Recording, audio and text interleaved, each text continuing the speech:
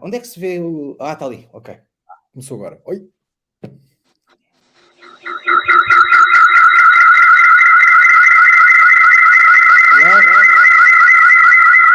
We'll have some echo.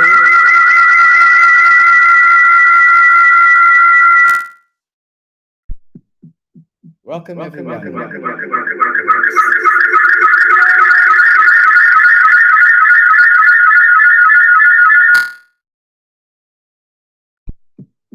Welcome.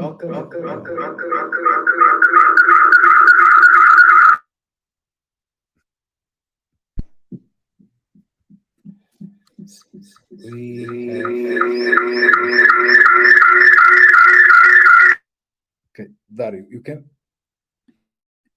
It always starts echoing. It's very strange.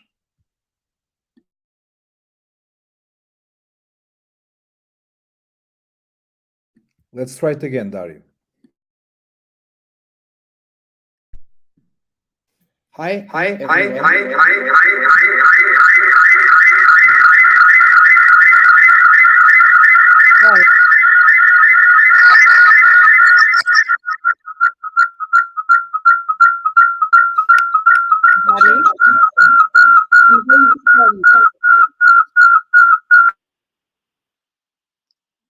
Yeah.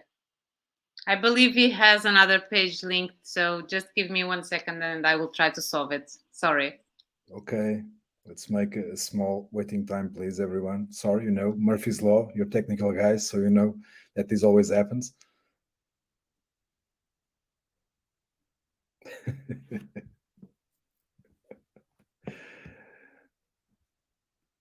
So we use this brief delay to wait for more people to enter the room and to solve the technical problem.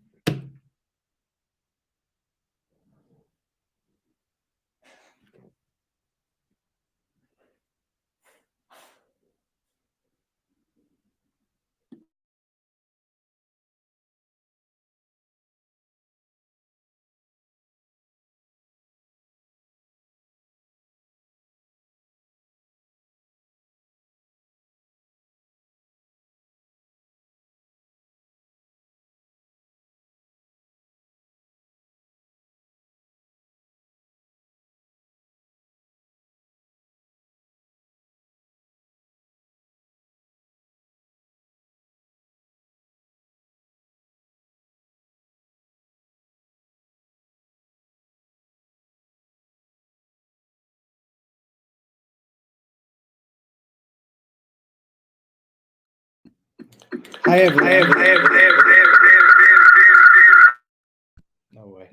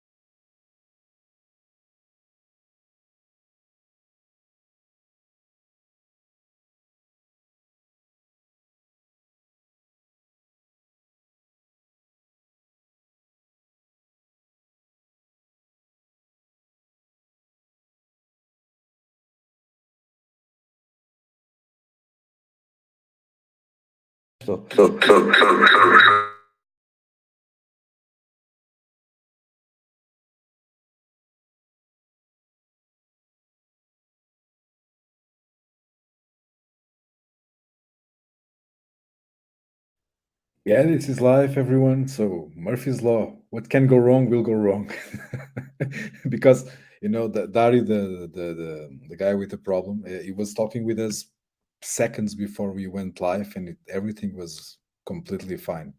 It was very strange that the echo effect started appearing. Well, people from India, great.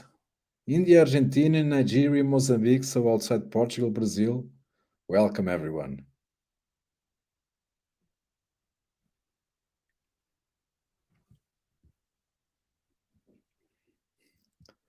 Just for a brief statistics, we are more than 500 people right now, all waiting for the echo effect to disappear.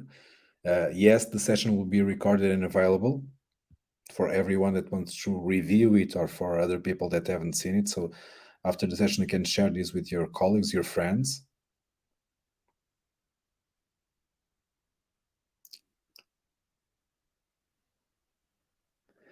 In the meantime, before Dario comes back, because he's the moderator, so it's a relevant role in this session. Don't forget to put your questions in the ask a question, on the bottom of the screen near the people about the topics in the beginning, during the presentation. We'll have time for Q&A, but we also try to South Africa and San Francisco. Great.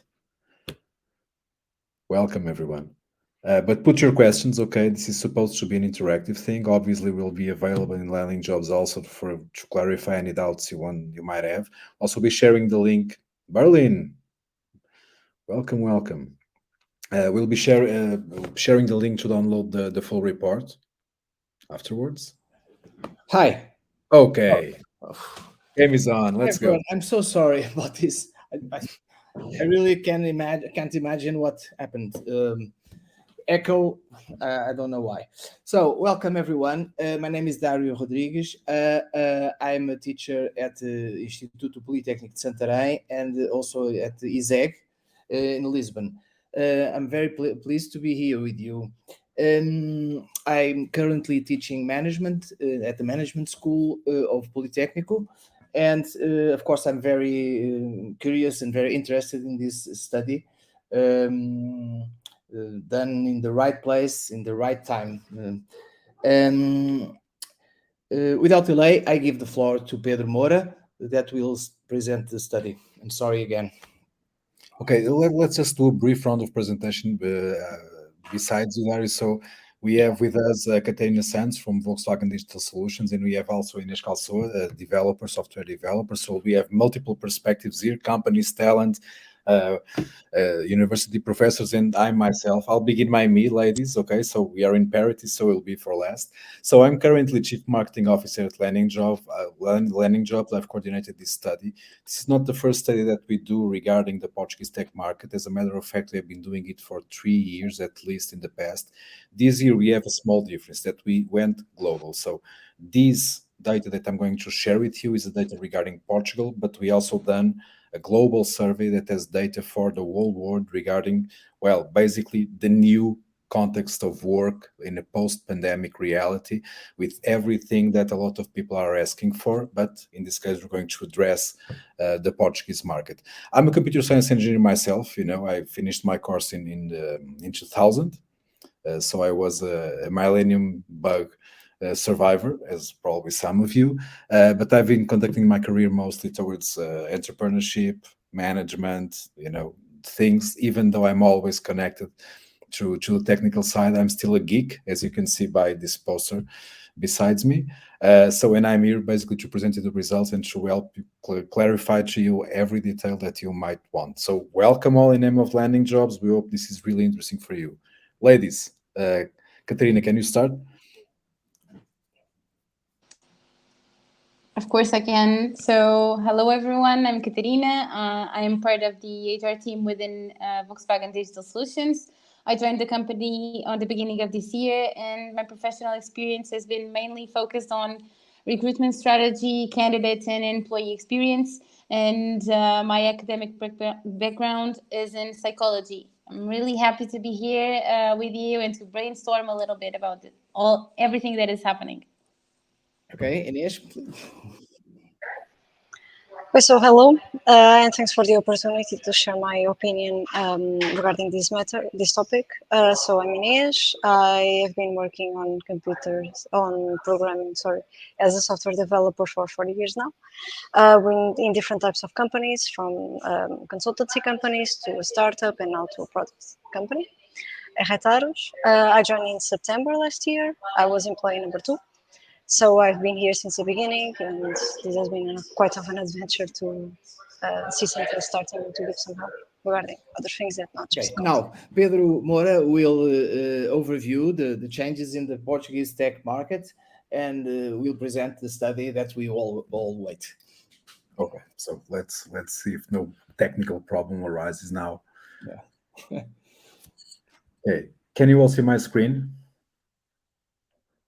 Yes, I can see your faces. Sorry, because I just have one screen, Geek, but Yes. yes. Yes. So let's go. Yes, we can. As I've told you, so this is the first global report that Landing.Jobs has done. The world has changed a lot, and what we are trying to provide with these studies basically to give both software developers and companies, and also the rest of the stakeholders, the society, the journalists, the institutions, a better data, more data on what is going on in the tech market. I have a challenge here, which is basically to present you 30 slides in 10 minutes, so I'll be very brief. So Landing.Jobs. So basically, Landing.Jobs, it's a huge community of tech talent. We have been in the market since 2013. We are completely focused nowadays in connecting the global dots of people and enabling the globalization of tech work, taking developers from one side to the other, working remotely across borders, relocation, working locally, whatever. This map is outdated. We have now also begun working with North American market and some other markets more on the eastern part of the world, but globalization of tech work, it's really the key of what we do, helping companies and talent match make themselves and have better futures both. Regarding Portugal, and I have 4 chapters, and the first is demographic roles in tech. Really quickly, so what we observed from last year to this year is that Lisbon metropolitan areas gained in relevance in terms of percentage of the number of tech professionals that reside in Lisbon. Okay, this does not mean that the other regions had lost tech talent. It's just that the percentage of the growth percentage in Lisbon has been greater than in the remaining regions. And we can see that Lisboa and Porto clearly dominate, and we're talking about Lisboa and Porto metropolitan areas. And then we have the center, the north, and the islands. Okay, just to note, all this data is available in much more detail and in a more good-looking way in the report, so I'm going to skip quickly over this. In terms of gender, it's a hot topic. It has been in the last years. What we have seen is that the women's representativeness has increased from 12.5% in 2021 to 18% in 2022. This is good news. We were talking about this before the audience, me and the rest of the panelists. But this is good news, but it also has a sad face for it that we will see ahead in terms of salaries. In this right chart, we can see that the composition of the percentage of women by region. Okay, so the South is the winner in terms of having the largest percentage of women in working in tech. When we go for employers, and basically this is the employers that the software developers residing in Portugal work for. So the largest part work in tech consultancy and services, so usually companies that work for other companies. Then we have the corporates, so and clients, which usually are big companies. Then SMEs, startups, scale-ups, and outsourcings. One thing that we saw is that startups and scale-ups, they are increasing in terms of the percentage of tech talent, Portuguese tech talent, Portuguese or foreigners residing in Portugal that work for them. And this in some way accompanies the trend of the market for these kinds of companies, which are gaining traction regarding the more traditional companies. In terms of job roles, we separate in 2 large categories. Tech management job roles. This is truncated, but this blue thing, it's tech management roles. And basically developers, so non-management software developers and whatever. We see 2 things in terms of management. The distribution between these 2 major categories, it's very interesting, because what we see is that the tech management roles are increasing in terms of the percentage of people working in tech. In my opinion, this is a personal opinion, and I do not have base data to support this, but I've been in the market for a long time, and I have to trust my own thoughts sometimes. I think that companies are beginning to get more professional in handling everything that relates to tech software, especially in terms of software development, because just having a lot of developers can be a problem. there are the need for people to manage those. But one interesting thing that we see, for example, is that the largest job role by far in tech management is technical team leaders, which usually are senior developers that start also managing, especially the development part of teams. Okay, so this transition of people that are developers to a tech management positioning is happening. Okay, and it's a very interesting fact that usually the software developer always thinks, should I go continue to be a developer or should I evolve to be a manager because I want to maximize my salary, my status, whatever. uh, and more companies are giving the possibility for software developers to not needing to go to a management role to develop their career. We'll see that reflection in terms of salaries ahead in this document. In terms of the tech development side, well, the traditional full stack backend and front end, they are basically 50%. We have been seeing a progressive growth in data scientists. That's really a role that's getting to maturity, and also solutions architects. It's very interesting to understand the dynamics of this market. There are some groups yet that also deserve some mention. Mobile apps developer. 10 years ago, for example, there was this idea that around 30% of the market would be tech mobile developers, but basically the number of mobile apps developers have kept a steady level, and they have basically stayed in the same place for the last 3 years. DevOps engineers, it's on a rise. It's still a very niche profession in terms of the percentage overall, but they are growing in importance and in salary, as we also see ahead. Tech stacks for the technical people. So I would say the highlight of this edition is that Python has basically passed the other generic programming languages like Java and TypeScript and PHP and C Sharp and stuff like that. And it's very interesting, and we can say that this is mostly correlated with data science.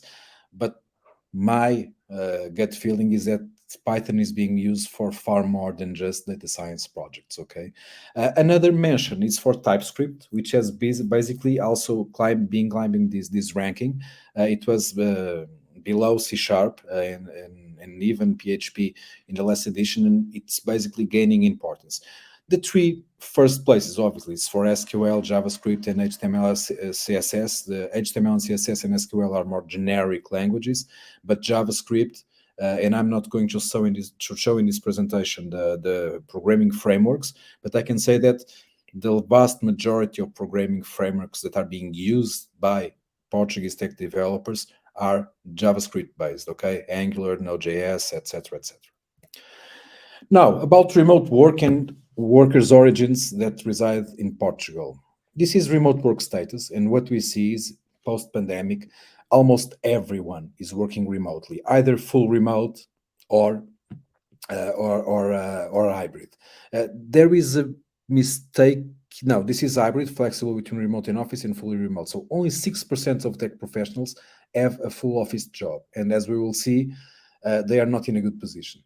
Okay, and it's interesting to understand that the division between hybrid remote and full remote, it's almost 50-50 between themselves. Okay, so basically remote work in its different flavors has come to stay, and as probably you know, I would say that almost no tech developer would even consider a job nowadays that wouldn't be at least an hybrid remote work job.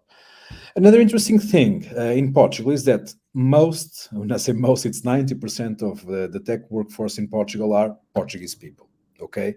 Followed by 6.6% of Brazilians, and then, a short tail of people from other origins. This goes a bit in line with the European context. So looking at the European data, it's not 90% of nationals, it's a bit less, but it's very different, for example, than the composition of the North American market, where they have around 30% of tech workers that reside in the US, for example, but are originary from other countries. So this is a thing that tells us that the Portuguese companies are still a bit reluctant to really invest in hiring and relocating tech talent from abroad. The trend is positive, but there's still a large way to go in terms of enlarging the Portuguese tech workforce with people from other geographies, because there's only a limit to the number of tech professionals that the country by itself can produce to meet the demands of the market. In terms of tech, the tech workforce residing in Portugal, where they work for, and this is new information, it did not exist in the last edition. Basically, we have 80.88, around 81% working for local companies, so local companies in Portugal, but we have a very expressive 18.6% working for companies abroad, remotely. This is one of the biggest changes post COVID that has happened, and it has put a lot of pressure in terms of salaries and the attractivity of local companies for the local talent. When we go for the decomposition of where are the companies that the tech workforce in Portugal work for, the ones that work for companies across borders, well, mostly for other European countries, and also a big chunk for North America. So nothing new here. This is kind of common sense, but we'll see more on this effect, this phenomenon of having people working for companies across borders while they stay residing in Portugal. Now, about the openness of the Portuguese tech workforce to work remotely for a company. So, not necessarily the ones that are already working, the 18.6% that I just mentioned, but when we asked the Portuguese tech workforce if they were open to work remotely for a company, the results were, I would say, staggering. So they are highly open to work remotely for companies across borders, 80%, divided by 73%, 74 want to work outside Europe, and this is very relevant. So they are open to work remotely for companies almost worldwide. 6.3% yes, but in Europe, okay, and then the remaining around 20%, it's that I just want to work for companies in my own country, okay. So this is really something that also corroborates those 18.6% that are already working. So if we see the difference between the 18.6% that are already working remotely for a company across borders and the 80% that are open to do it, I would say that the tech market is really shifting in the way that the work and geography is concerned. One thing that it's interesting is that Portugal, in terms of this openness to work remotely for a company across borders, it's more close to Africa, Asia, and South America than to Europe or even North America. So people in other European countries and in North America, they are less willing to work remotely for a company across borders. Okay, and this is interesting. Okay, because there's a difference between Portugal and the rest of the Western, so-called Western countries in the North Hemisphere. Now, what are the reasons for these 80% of people wanting to work remotely across borders for a company? And most of all, it's work-life balance. This is kind of interesting because, as we will see, this does not match with the generic career drivers, where we will see that salary comes in first. So it's interesting that the Portuguese workforce is considering and is open to work remotely across borders, mostly because they want to have a better work-life balance. Can this be because Portuguese companies do a poorer job in this case, of assuring or helping their professionals that work with them to have a better work-life balance? We need obviously to discuss this because this is just raw data. There is not a clear knowledge about the reasons behind the reasons. But then in second comes salary, and in fifth it comes working from wherever I am. Okay, this indicates, and this is interesting because the sense of ownership of their careers by part of the tech professionals, we feel that it's growing, and that COVID brought this kind of sense that tech professionals, that they feel that they are more free to choose their career paths and their career options more than before COVID. So something has also changed in this self-perspective that the Portuguese tech workforce has regarding the tech market. Now, not working remotely across borders, but relocation. So the question of, are you open to relocate to another country or continent to work, of course? And this is very interesting, as you will see, because, around 50% say, no, I want to stay in Portugal. I don't want to go anywhere else. Then around a quarter say, okay, I'm willing to relocate to a company, but in Europe. And only another quarter say, okay, now I'm willing to relocate wherever, to another continent.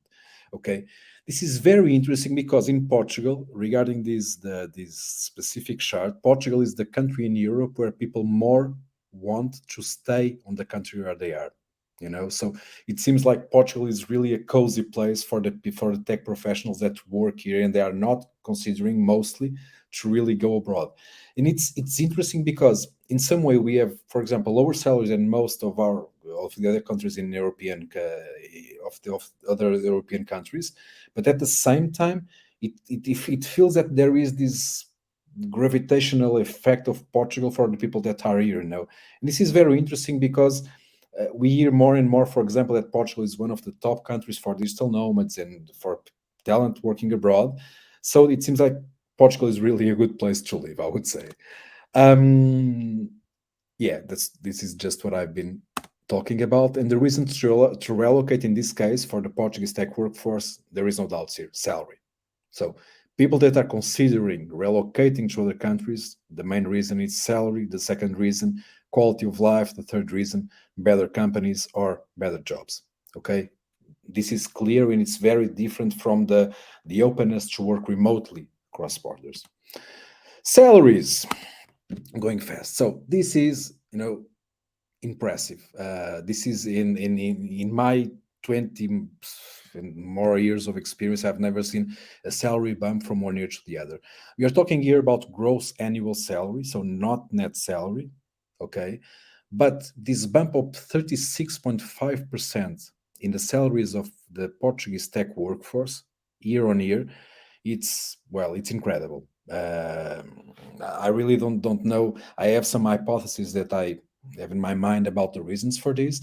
I think that the phenomenon of people starting working remotely across borders and companies abroad, so foreign companies, understanding that they can come to the Portuguese market and probably pay double what the given software developer is earning to work remotely from Portugal. This has had a huge effect in the increase of the salaries.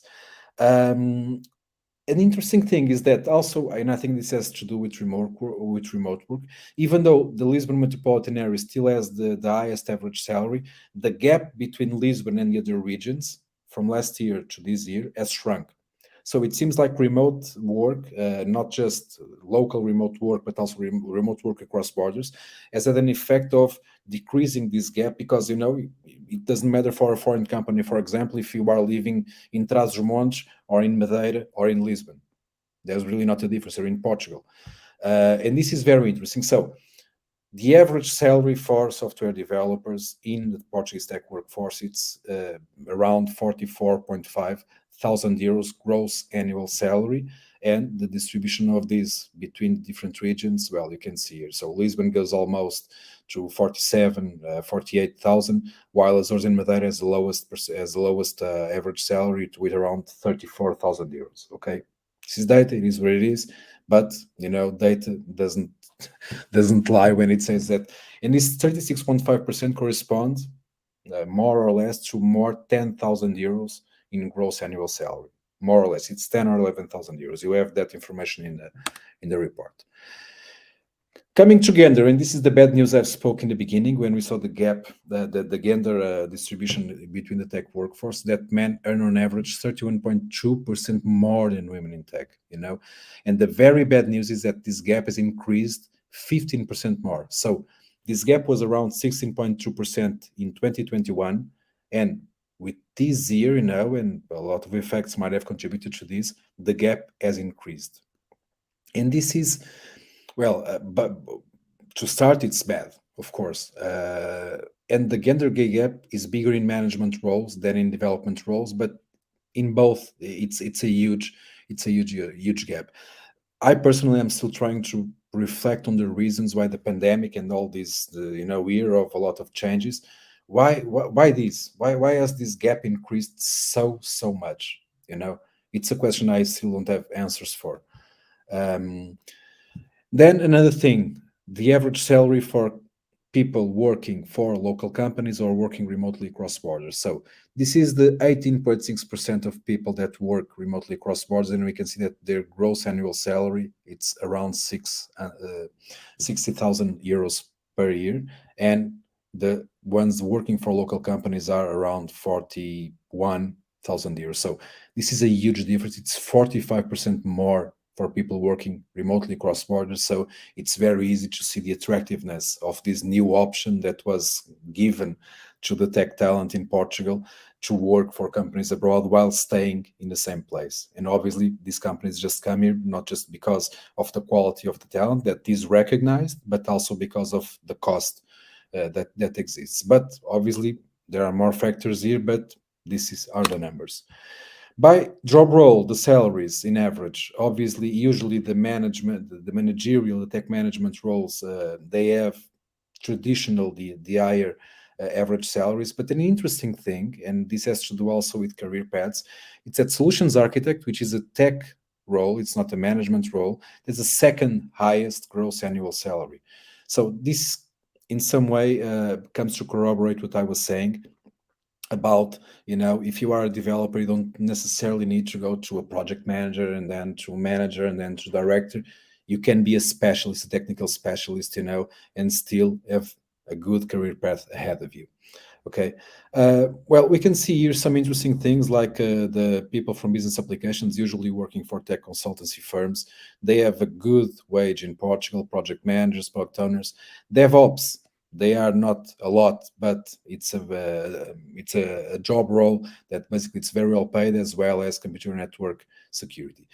The bad news is that the most common roles, or some of the most common roles, so full stack, front end, and back end, they are in the lower side of the average wages. And if you work in maintenance and report, well, maybe that's not a good news.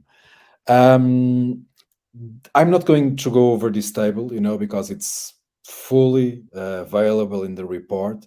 But remember that when you have an average jump in salaries of 36.5%, well, there's a lot of things. So you can look here and understand for the combination of experience by job role, what is the average gross annual salary in 2022 and the variation from previous years. Okay, there are some surprising things here, but this is too much complex for me to be spending a lot of time here. So, but this is for developers that are full-time employees. This is for management, also full-time employees, and a full-time employee is someone that has a work contract with a company. Okay, and this is for all roles for contractors. So people that don't have a work contract, they basically work, as contractors for companies. I do not have here that chart. It's in the report, but usually contractors earn more than full-time employees. Okay, but all this data is in the report. In terms of salary variation, we can see that 61% had a positive variation and only 4.6 with a negative variation. The remaining didn't have a change. But the interesting thing, and maybe again regarding the remote work effect, Lisbon and Porto had the lowest positive variations and the highest negative variations. So the other regions outside the big metropolitan areas, they increased their wages, as we had seen some slides ago. So I would say, as I write here, that remote work in some way acts as a regional equalizer of salaries. And finally, and this is the last slide, okay, so we can get on to the talk. I'm taking too much time already.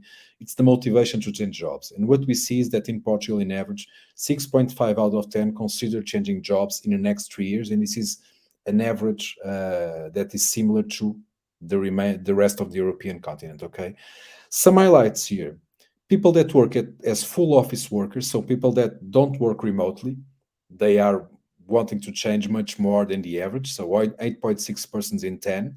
When it comes to company types, scale-ups basically have the best retention, so only 5 out of 10 persons working for scale-ups want to change, while the public sector has the worst score, with 8.4 out in 10 people would consider and are considering a change of jobs in the next 3 months. This message is for companies basically is that, when we look at the other continents, especially Africa, Asia, and South America, this same overall score, it's 8.5. So the scarcity of talent that exists in the Portuguese market, with the increased competition from foreign companies poaching Portuguese tech talent, needs to be compensated otherwise the scarcity of tech talent that is already a harsh reality will increase. So considering the globalization of tech work and the possibility that companies basically can tap into a global talent pool, they should do it. This is our advice.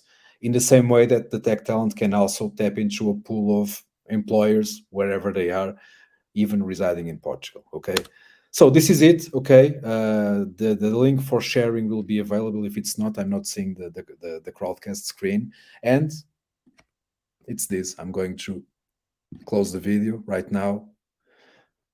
I took a lot of time, sorry. It was lots of information. But I pass the mic to Dari. Dari, please. Not at all. It was a very quick but very clear presentation. Thanks, Pedro Moura. I will start by asking a question to introduce this discussion, by asking which were the main impacts of COVID regarding the tech market. Who wants to start saying something about this?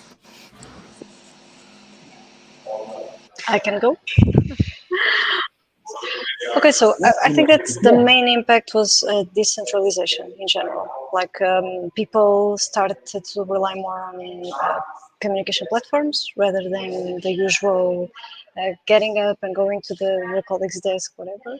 So I think that really accelerated the process of getting us all online and having us documenting better and communicating better, because we need to overcome the fact that we are not face to face. So we need to make the written communication and documentation in general way better. I think it was, for me, it was the biggest impact, and being able to have more flexibility regarding my own, personal life, and finding a balance between my work life and my personal life. Sometimes visiting family and etc. So flexibility and communication, I think those two things improved. Someone want Katerina? Yes. Yeah, on my side, I think that Ines spoke about whatever ideas I had. The remote ways of working turned into an obligation, even for the companies that were not okay and not thinking about it. So I think that in cultural terms, also helped a lot with the change management process in terms of mindset. I think that that's the only one. That's the only topic that I would add to what Ines said. Mm-hmm. And you, Pedro, you want to say something about this? Yeah, I can say I think that, well, there has always been a problem, which is a problem and an opportunity in the tech market when we say, and we can put this in terms of the way people work, obviously, but that also reflects on the tech market as a whole. Obviously, things like working async, in a more decentralized way, companies having to learn if they have that culture of really giving autonomy, flexibility, and but also asking for accountability, and the professionals themselves basically getting this power, but at the same time, this responsibility, right, of working better and remaining productive, not just personally, but inside teams and inside companies. I think that was a huge change. But in terms of the market, what I think as an overall, and as we have seen a bit, is that there were some seismic changes in the structure, in the paradigms that the market works around. This thing about, for example, the tech talent really being having the notion and a possibility of working wherever they want to. This is something that was not new, but as remote work, it's not just it's not just a nice to have like it was. It's real. It's completely real. This changes the whole structure. So we're talking about COVID created the true globalization of tech work, and this will basically help, if obviously, and I think that the market has a dynamic of its own, will help regulate and balance the supply and demand of tech talent and jobs worldwide. Because let me give you an example. In 2020, I've done this very small and rustic, I would say, study where basically identified that Portugal had the need of 70,000 tech professionals, and growing, because the universities and the boot camps and people that would learn alone would not suffice to meet the growing demand of tech professionals. And in 2017-18, a lot of tech companies, like, for example, Volkswagen, started opening tech centers in Portugal. That was the first wave of having a higher pressure on the Portuguese tech talent market.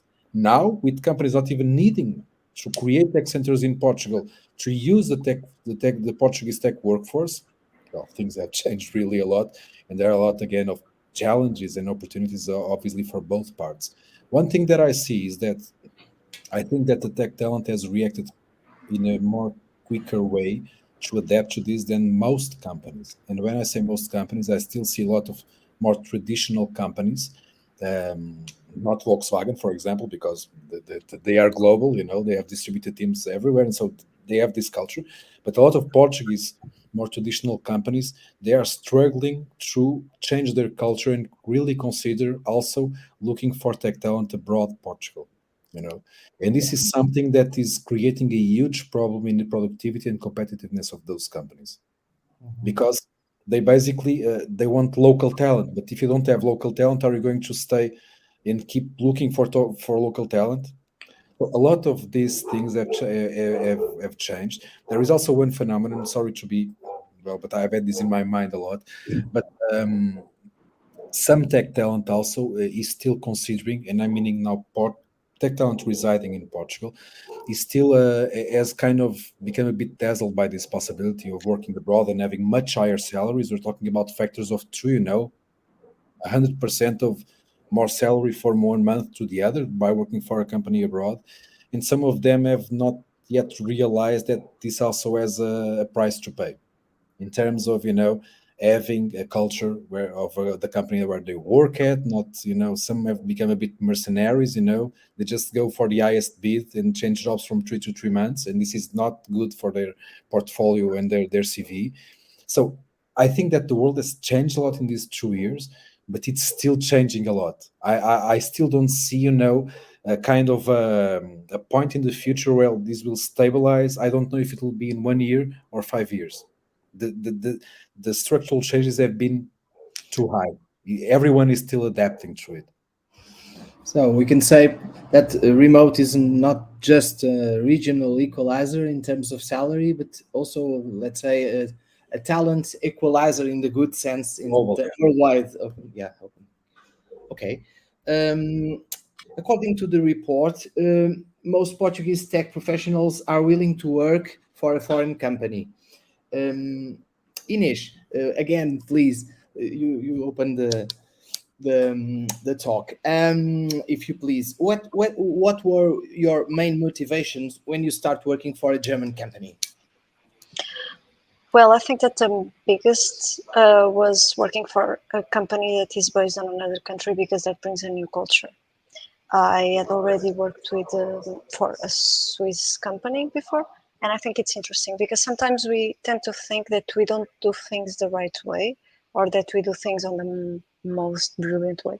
And I think that when we compare it with other companies, it's interesting because you see society reflects on the companies for sure, and by having a different experience on a company that is based on a different way of doing things. I think it's interesting. It was my main motivation was to see a different cultural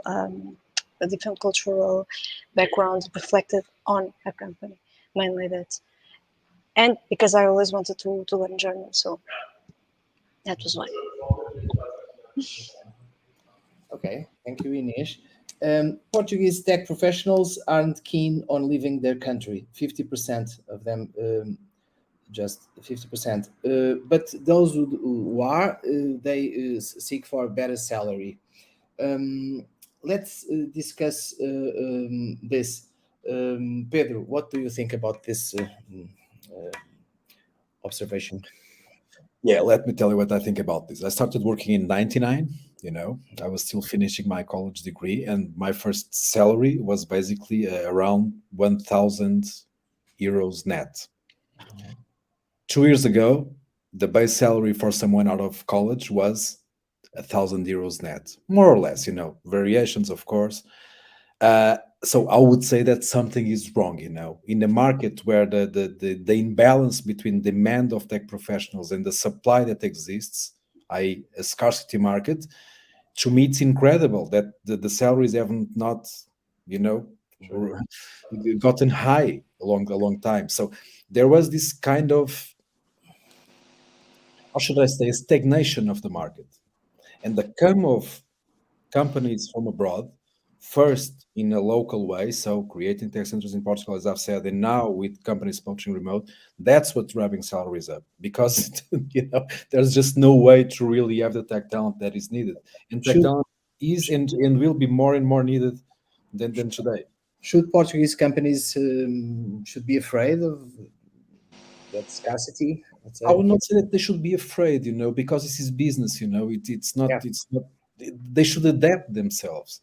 Obviously, that there needs to be a balance between salaries and what companies can earn. But the main thing is that if we are a country that inserted in a globalized world in terms of economy as a whole, and we are not competitive enough to have the tech talent that we need, being it tech talent in Portugal or coming from abroad, that we need for our businesses to and our institutions in our country to run, then we have a problem. And the problem is not the tech salaries; it's the ability to create value from the business that is available to pay for other types of talent, of course, and to make the investments that are needed to compete in this world. Otherwise, we're just a closed country, and we are not in that game.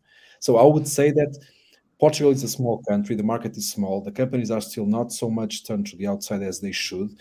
First, in terms of business and economy, and also in terms of talent. So I would say that there will be, this is creative destruction, or if you want to look at it in a more Darwinistic way, the companies that will not be able to adapt will fall and eventually die, and the ones that are able to adapt will strive and really be the winners of tomorrow. And I think that's the game. We are in an open economy.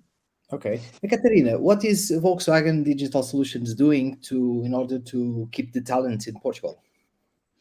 Well, we always think about our retention measures, focusing on increasing engagement, motivation to be like a company's ambassador. That's the most important thing to us. So our goal is to everyone to review themselves on our culture, company values, give and receive feedback on every internal policy, measure, benefit created, or to be think about. So our retention is a lot linked to the values sharing. And just to give you some examples, we turned ourselves into an home office friendly company. We were not one of those before the COVID pandemics. And in terms of benefits, for example, we developed the home office setup benefit that allows us to build our office at home. So yeah. Okay. So Portuguese are not keen on Well, living. Can I say something on this? Because Katerina has told something very important. This is not just a question of salaries, far from it. We are humans. There comes to a point in the salary curve where basically it's not salary that will drive you staying in the same place or not. It's the rest, it's the environment, it's the persons, it's the culture, it's how you feel or not at home where you work, if you feel a part of it or not. But even in this case, there's this thing that's been spoken about in, I don't know, since ever, that, oh, we really need to treat talent well and etc. But I think that most of the times, even the Portuguese companies, as they are a little bit taken for granted that people will not change jobs. Imagine a big Portuguese traditional company. Oh, we are this really big traditional company. People will never leave us because we are, we have a huge name in the market. Well, the news is that no, you're not. You're big for Portugal. It's like, oh, you're big in Japan. You're big in Portugal. But now that tech talent in this case can really scour the world and look for things, you have to do more. It's not just salaries. It's much, much more. In the case of Volkswagen, it's a great case because another thing, not all tech talent wants to work fully remote. Mhm. You know, So, Inês, Portuguese are not keen to leave the country. Do you consider to leave the country? Would you consider relocating in Germany? I think yes. I enjoyed the staying ahead there with my colleagues and knowing the company and the city. So I think yes. I think it's like we are more global than ever, like even more than back centuries ago when we were just discovering the world. So let's go. Okay. Biggest career drivers: work-life balance and salary. Um, I'd like to ask you for your opinion on this. everybody, what do you think about this? About that fact that money is not the value of money perhaps is decreasing. I don't- what do you think about that? About the lifestyle is getting the biggest choice, let's say. Well, maybe I can start because I will follow what I was saying before. I feel that at Digital Solutions, we feel ourselves as super cool when we brainstorm also with candidates, people from the market, and when we have this type of events, that we feel ourselves as super trendy when we talk about our ways of working. Because in terms of work-life balance, it is super easy for us to have a lot of examples of respect for personal lives. We are super okay and super flexible with work-life balance in a daily basis. So it's not a thing that we have to think about or work on because it's already on our cultural in our values. In terms of salaries, we talk a lot about salaries, and on our side, we are always, of course, and we have to be focused on receiving feedback, receiving the market trends, and at the same time, we can never forget of our, like I was saying, principles, values, and everything that it's intangible and it is super important at the same time. So, of course, that we have to follow because otherwise we are not going to thrive, as we were talking about before. But at the same time, we always have in mind that it's super important for us to not cross over our principles, our values, and our way of thinking. Okay. One big conclusion of the study result is that only 6% of Portuguese tech professionals overall work in a full office job. Only 6%. And an impressive 99% want to work remotely. More than 70% for a company located in another country. 70% of the 99% wants to work in a company located in another, don't mind to, or wants to work in a company located in another continent. 99%. This is really the big one big conclusion. What do you think, Pedro, about this remote versus working discussion? It's something very radical, isn't it? Yes, I think that that's obviously a huge change. But what should I say? This 99% is people that they want to work either in a full or in a hybrid remote. And as we see in terms of the difference of people, in terms of who are working in an hybrid mode or in a full remote mode, it's more or less half by half. But I would say that the question nowadays it's not so much possibility of working remotely, either full or hybrid, because I think that's mandatory right now these days. You know, post pandemic, that's one of the structural changes. So it's not an option anymore. You can have some companies, you know, that they have just full office remotes. One of the things that's in the report, for example, is how much people that work in a full office tends earn, and it's way, way, way below market average. So probably these are companies that are they are living in the past century. But what really matters, in my opinion, is flexibility. It's the possibility that tech talent can combine their personal life and their work life in a flexible way with some autonomy, but also obviously with responsibility, but not being necessarily, you know, having this suit that it's 9 to 5 in Portugal, unfortunately, sometimes more, you know, no one lives without the boss leaving, stuff like uh, this is a reality, unfortunately, in some companies. But it's about flexibility, and this has a lot to do with the work-life balance. You know, it's for example, I am here, but if I need tomorrow to go and do something, okay, I can do as long as I basically do what I have to do, and I either compensate in time or in productivity. So the number of worked hours, it's really, especially in tech, we have this is a creative industry, you know. It's an information industry. It's not the number of bolts that you produce in an assembly line. So, but this flexibility basically combines with responsibility because companies will obviously see people that are not being productive. Uh, this is the key that people want nowadays. It's kind of, I sometimes say this, treat people like adults and you'll behave like adults. And it's a bit that, treat people like responsible and professional workers, and they will act like so. You don't need to be constantly monitoring them. I remember in the beginning of COVID, a lot of companies wanted to install softwares to watch how many time people were on the keyboard and stuff like that, really personal monitoration of things. This is basically departing from I would say, the assumption of mistrust. And I would say that the biggest paradigm change is Maximum. no, let's depart from trust. And then if things go south and don't work well, okay, then we have reasons to mistrust. But let's start by the positive, in the positive side, not on the negative side. Let's give flexibility to people. Maximum freedom, let's say maximum responsibility too. Absolutely. Yeah, sure. It's Spider-Man thing, with great power comes great responsibilities. Yeah, sure. So working remotely is not an option. Is not an option. Anyway, is a big change. Katerina, what is your remote policy at Volkswagen in order to adapt to this huge change? Yeah. So we were full office before the pandemics, and today we are hybrid. And this decision was made because we believe that being face to face make things different and make us more connected.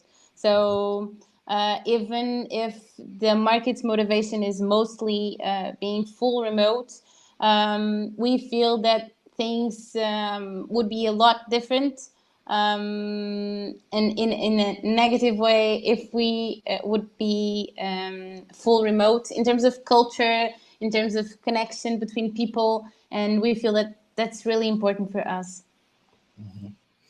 So Ines, how is at Ritz Auros? You enjoy an hybrid model too?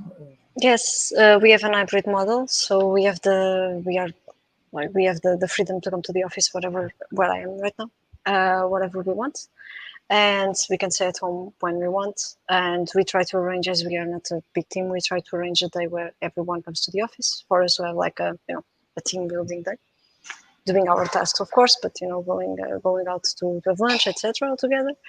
And yeah, the company, even in other locations, is really going for an hybrid model, and it was not so before the COVID pandemic. So I think it really unleashed the potential for that for Qatar.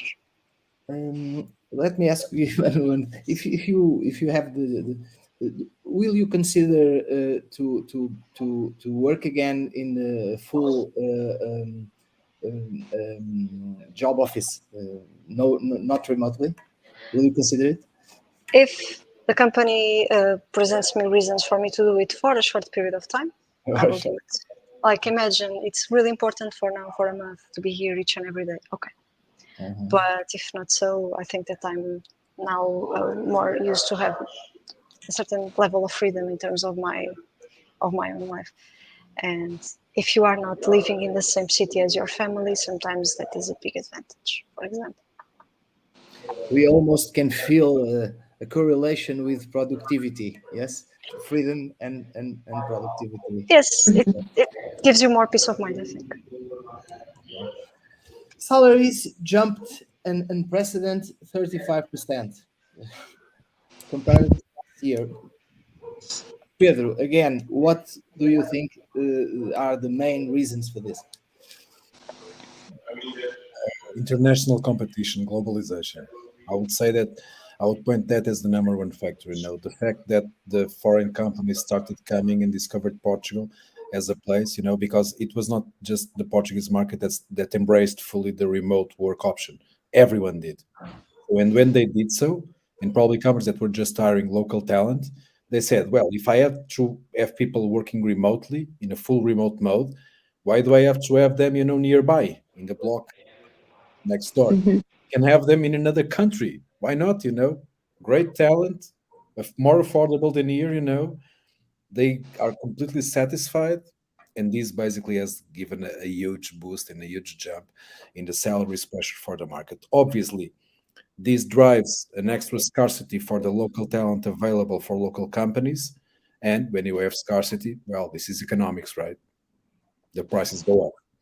I would say that that is basically the main reason, and obviously having as a substrate reason the advent of the remote work, and everyone confined for a long time, and basically discovering or experiencing that we can work remotely. That's a possibility. It's not out of scope, far from it. It's not a necessarily a nice to have thing. It's a reality. It happened. It has happened. Yeah, we can say that digital is a better equalizer than politics. I have no doubt whatsoever. We have basically suffered the largest social experience, I think, in the history of the world. Maybe the last was some ice age where when humans already existed in the far past, but the world was a lot different then. But something at the global scale that changed so much, a set of basic paradigms of the organization of society and work. Oh, this was unprecedented. That's for sure. And as I've said, I think it has changed, and the change is still going on. And it does not just operate on the surface; it operates at a very high depth. I think that a lot of things that we are not seeing right now are basically and will come to the surface sooner or later. And I don't know. I can have some guesses, obviously, but I think that it's still too unpredictable to understand where these changes are going to. Mm. The professional world is becoming flat in some sense. Yeah, digital. Okay, so contractors earn on average 50. But first of all, Katerina, do you feel this change at Volkswagen too? I mean, this jump in salaries. Well, I think that all the market felt it in one or the other way, having people getting out of the companies or trouble hiring wherever.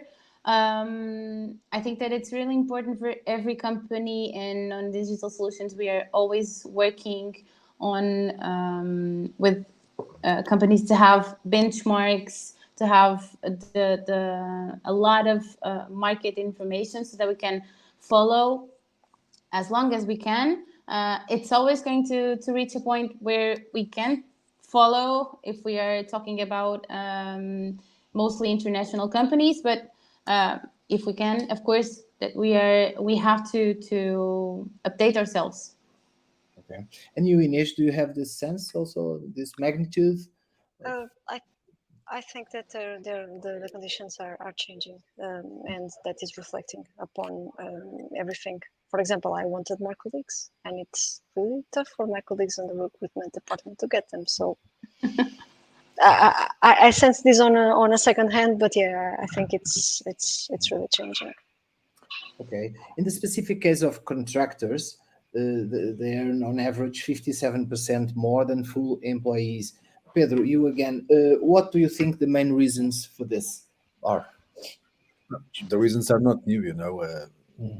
The option of going as a contractor basically, well, for everyone to be on the same page, because sometimes the terms are used in a different way.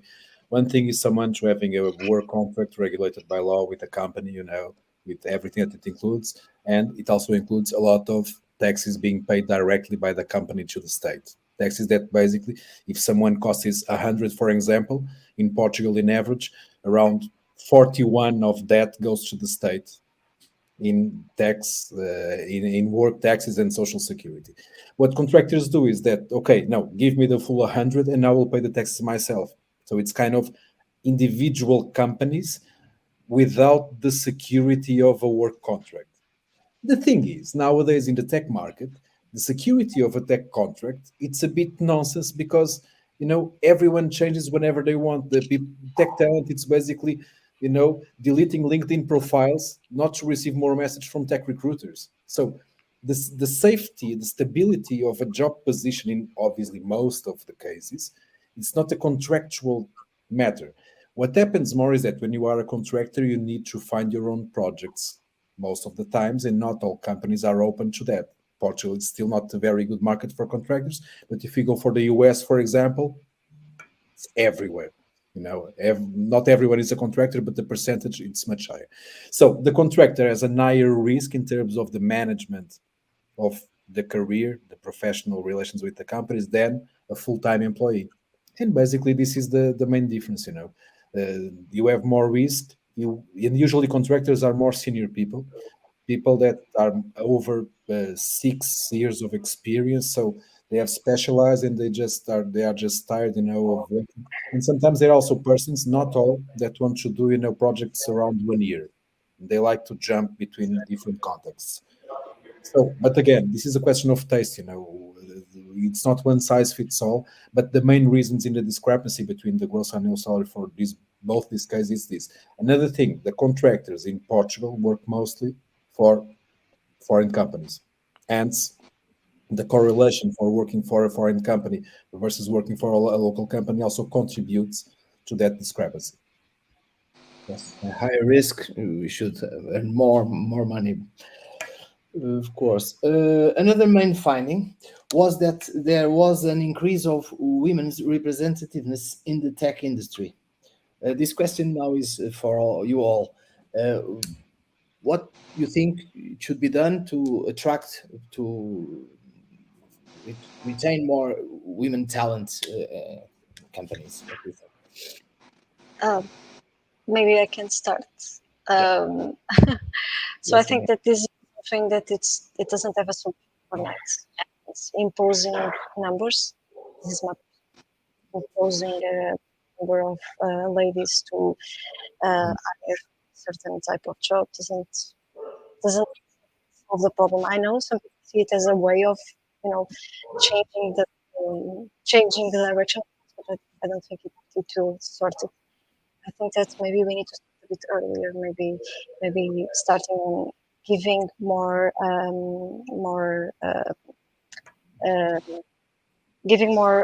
stage to ladies, female entities that work on specific fields that we are scarce.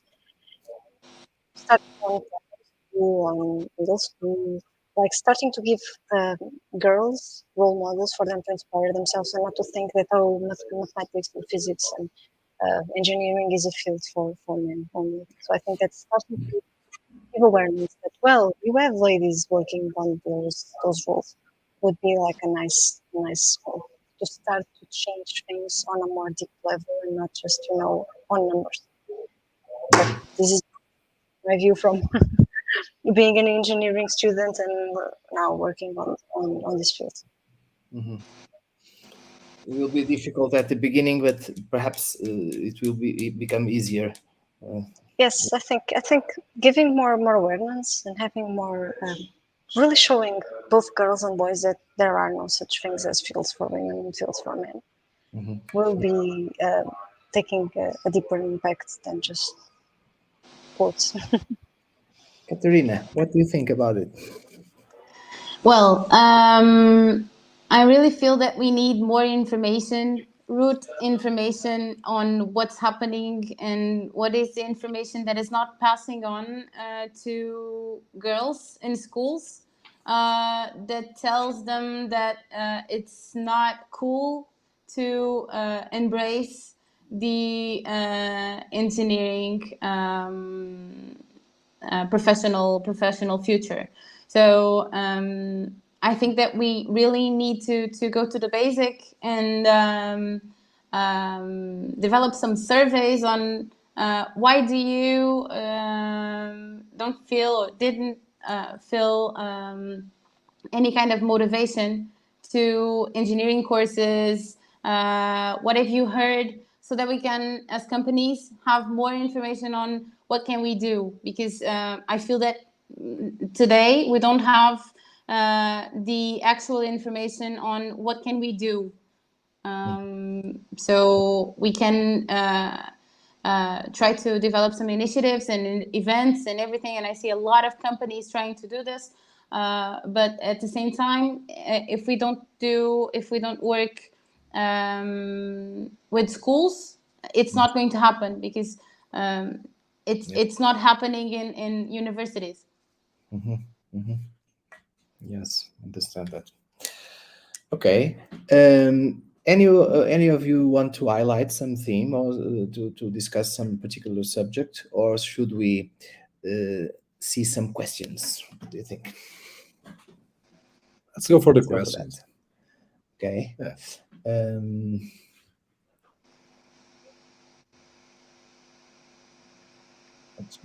So far, layoffs doesn't affect.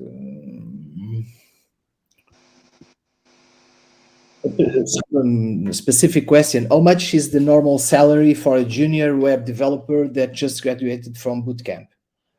What do you think about it, Pedro? Well, unfortunately, companies still have a huge bias towards bootcamp graduated developers, and we can see that in the market.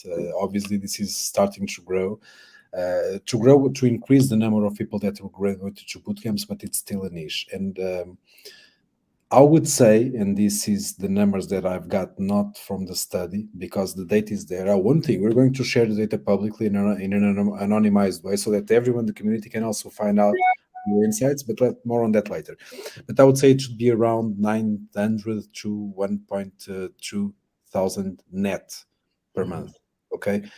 Usually it's lower than a university graduate with 3 or 5 years. Okay. So this question was from Vitor A. Vitor. Another question from Caio Velasco. I have another question. Is the time zone the main problem when trying to work remotely to an American or a Canadian company, but based out of Portugal? I can answer that if you want. Yeah, for sure. The industry benchmark, it's usually for companies that work remote and are more open and that are not fully global, like some companies like Automatic and I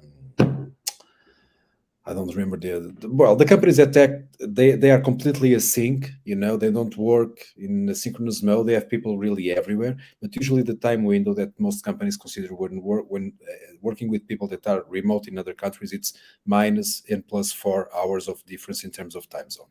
Okay, some companies have it less, 2 hours, for example, 3 hours. Not that many companies have more, because then if you consider, for example, we are in Portugal and we have to have minus 4 hours plus 4 hours. I either work just with one side, so to the western side or to the eastern side. But I think the question was not exactly that. Let me see. But it was the main difficulty of working for a Canadian company or a US company from Portugal. I would say that yes, but what we see is that a lot of these companies are doing it, and not just companies from, for example, the eastern side of the US, but also from the western. But usually are companies that have a work method that has a lot of synchronous work. Luciana Caraça is asking, are there any incentives, such as reduced taxes, for companies that choose to hire remote workers in Portugal? I can go. Well, there are no tax incentives. The question is that most of the times when you hire a remote worker in another geography outside Europe, okay, you hire them as a contractor. So what you do is you're hiring a foreign company and you are paying the foreign company. So there's no VAT, there's no work tax. So it's as if I ordered something from South Africa, for example. I'm just paying, the price, the local South African price of that good. In this case, the good is obviously tech talent. So I would say that there's an optimization, not necessarily of tax, but of the overall cost that you provide to the tech talent in the end. There's a lot of discussion, for example, regarding what are the full remote work salaries policies, like paying the same everywhere, paying the same by geography, paying. But the main thing is that there are no incentives for that directly. What you have is basically you manage your costs in a different way. Riyadh is asking, do you think that the labor law need to change and impose to companies some part of remote work? Imposing to companies perhaps is not a good idea. Who wants to add something on this? Katerina, you are laughing about it. Well, I think it would be fun thing to see. But I think it was a little bit of an imposing way to have it, actually, because COVID made it an obligation, and no one's thinking about. A lot of companies were not thinking about going on a hybrid model. So we had a kind of a movement of some companies already having 1 day per week at home, something like that. So and in a reality in a imposes blink, it. in a blink, it changed to an obligation. Vitor Ferreira is asking if the report is available. Yes, you have it here in a green button down at the bottom of the display at the screen. You can see download the report. It's a green button. You can access that. Yeah, Peter. Just one thing. It's not just this report, this Portugal report. It's also there the main global report, and it's very interesting to watch, to look at both. For you to have a better, not just the local Portuguese perspective, but also the global perspective. Another thing, we'll be releasing more reports from this data, not only geographical, but also thematic, like salaries and perks, remote work and migration, stuff like that along the way. So keep tuned for more news. Okay. Okay.